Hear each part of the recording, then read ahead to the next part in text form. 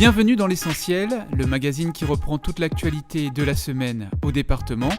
Tout de suite, l'actualité en chiffres.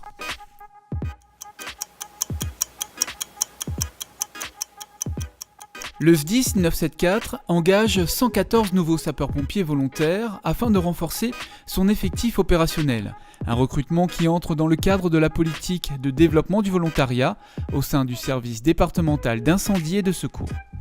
C'est un geste fort aussi bien pour nous qui les accueillons et je l'espère pour eux qui rejoignent la grande famille des sapeurs-pompiers. Ils feront partie des 2500 pompiers qui feront partie un jour du SDIS de la Réunion. Aujourd'hui, nous n'en sommes pas très loin. D'ici 2-3 ans, nous serons 2500, c'est l'objectif qui nous est assigné.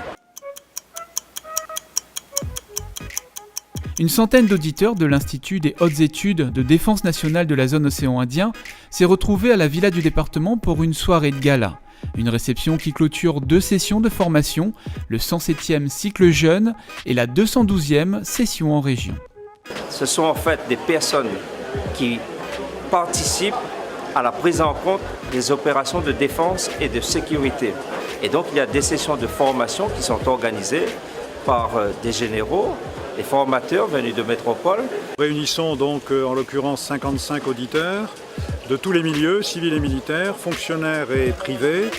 Et nous réfléchissons à toutes ces questions, nous leur donnons aussi un aspect de formation avec 3 pôles et puis ensuite des visites où nous allons voir les unités militaires qui sont sur place et certaines installations industrielles lorsqu'il y en a.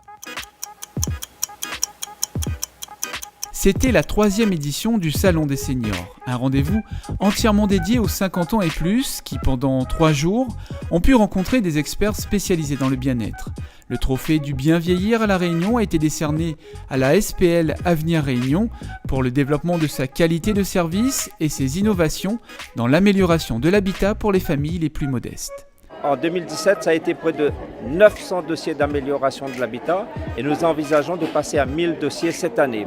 Mais ce qui est important, c'est de savoir que la SPLA est dans la réactivité. Elle sait gérer des situations d'urgence parce que nous avons mis en place une régie.